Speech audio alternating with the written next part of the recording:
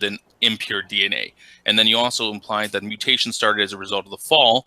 But then I asked, what type of scriptural evidence we have to imply that, mutations as a result of the fall, like that somehow, that this would happen. And you didn't really give me anything on that.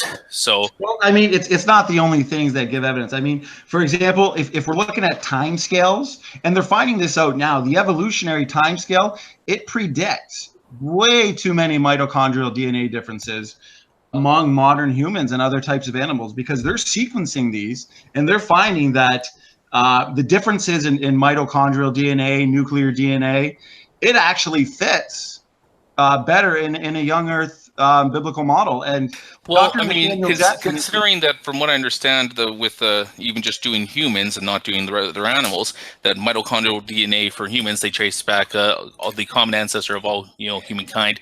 I thought it was like 20,000 years or something like that, or 250,000 years.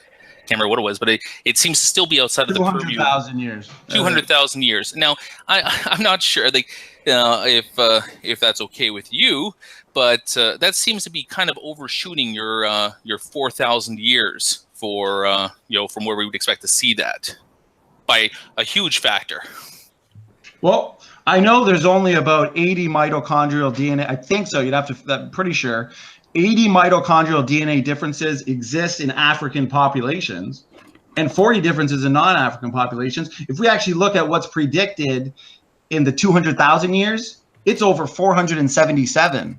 That's a huge difference. And like I said, Dr. Nathaniel Jensen is debating Dr. Herman Mayes in September about this.